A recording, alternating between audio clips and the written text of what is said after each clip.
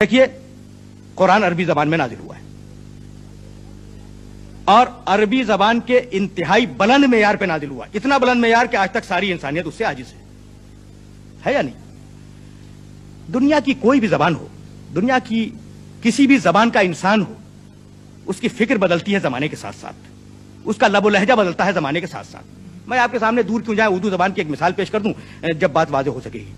دیکھیے غالب ایک بہت بڑا شاعر ہے ہماری اردو زبان کا۔ غالب کا ایک بڑا مختصر دیوان ہے جو آج موجود ہے۔ اس دیوان سے تو یہ اندازہ نہیں ہوتا کہ کس عہد کا کون سا کلام ہے غالب کا، لیکن اگر آپ ریسرچ کریں گے تو آپ کو اندازہ ہوگا کہ آخری عمر کی غزلیں کون سی ہیں، ابتدائی عمر کی غزلیں کون سی ہیں۔ اب آپ شعر دیکھیں: دہانے ہر بتے پیغار جو زنجیر رسوائی، عدم تک سلسلہ پہنچا ہے تیری بے وفائی کا۔ اب آپ توجہ فرمائیں کہ یہ کتنا عجیب و غریب شعر ہے، اس کے معنی کو اگر بیان کیا جائے تو کتنی دیر لگے گی۔ دہانے ہر بتے پیغار جو زنجیر رسوائی، اب یہ بتے پیغار جو کیا شے ہے؟ یا مثلا غالب نے کہا شمار صبح مرغوب بتے مشکل پسند آیا، تماشائے بیکف بردن صد دل پسند آیا۔ اب آیا کا لفظ اگر آپ نکال دیں تو پورا شعر فارسی میں۔ یہ ایک اسٹائل ہے غالب کا جو ابتدائی جوانی کے عہد کا ہے، اور غالب جب بڑھاپے کے عہد میں داخل ہوئے تو فرماتے ہیں کہ ہاں بھلا کر تیرا بھلا ہوگا، اور درویش کی صدا کیا ہے۔ دیکھیے کتنا آسان کر دیا۔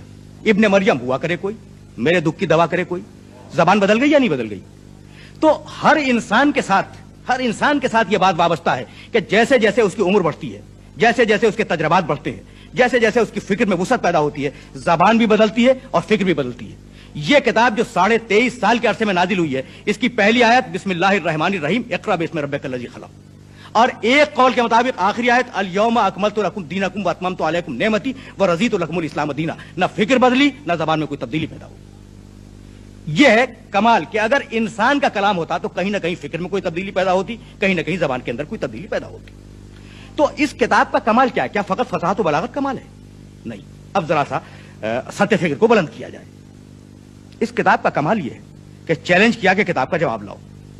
عربی زبان میں ہے نا کتاب عربی زبان میں ہے، تو وہ لوگ جن کی مدر ٹنگ عربی نہیں ہے، مادری زبان عربی نہیں ہے، وہ خود بخود خارج ہو گئے اس چیلنج سے۔ وہ کیسے لکھیں لیکن ان کی مادری زبان عربی نہیں ہے؟ اچھا تو عرب بچے، وہ لکھے جواب اس کتاب کا۔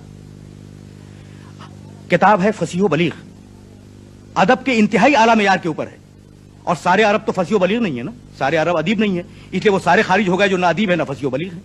اب بچے ادبا، ادیب بچا، اور ادیب کو یہ حق ہے کہ وہ کتاب کا جواب لکھے۔ اب فرض کیجئے کہ ایک ادیب بیٹھا کتاب کا جواب لکھنے کے لیے، تو وہ فقط ادب لکھے گا نا، لیکن کتاب میں فقط ادب نہیں ہے، دین بھی ہے۔ کتاب میں فقط ادب نہیں ہے، دین بھی ہے۔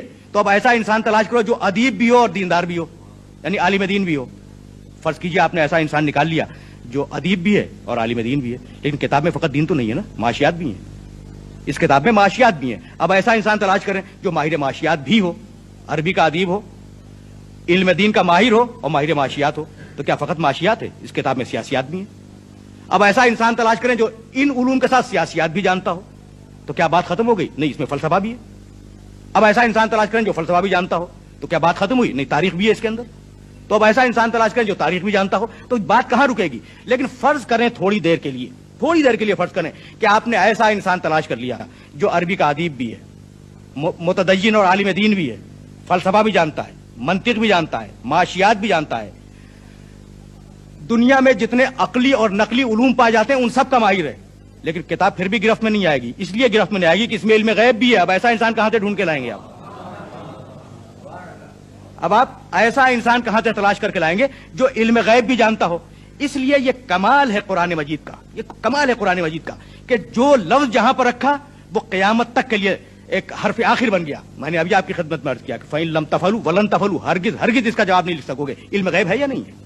اسی طریقے سے یہ کتاب علم غیب کے مختلف مباحث سے بھری ہوئی ہے، اور اگر کبھی مجھے زمانے نے مہلت دی تو میں علم غیب کے موضوع پر آپ کی خدمت میں عرض کروں گا۔ تو یہ وہ کتاب ہے جس کی زبان نہیں بدلی، جس کا ڈکشن چینج نہیں ہوا، جس کی فکر میں کوئی تناقض اور کوئی تضاد پیدا نہیں ہوا۔ لو کان من عند غیر اللہ لوجدوا فیہ اختلافا کثیرا۔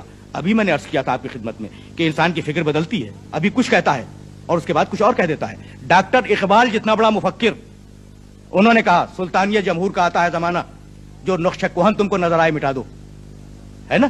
اور پھر ڈاکٹر اقبال نے کہا کہ जमहूरियत एक तर्ज हुकूमत है कि जिसमें बंदों को गिना करते हैं, तोला नहीं करते। फिक्र बदल गई या नहीं बदल गई? फिक्र बदल गई। क्यों? इसलिए कि जैसे जैसे इंसान आगे बढ़ता है, उसके मुतालियात, उसके तजर्बात, उसके मुशाहदात आगे बढ़ता है, फिक्र बदलती है। लेकिन कुरान 23.5 बरस पहले जिस शान के साथ नाजिल हुआ, उसी शान के साथ 23.5 बरस के बाद इख्तिताम पजीर हुआ है।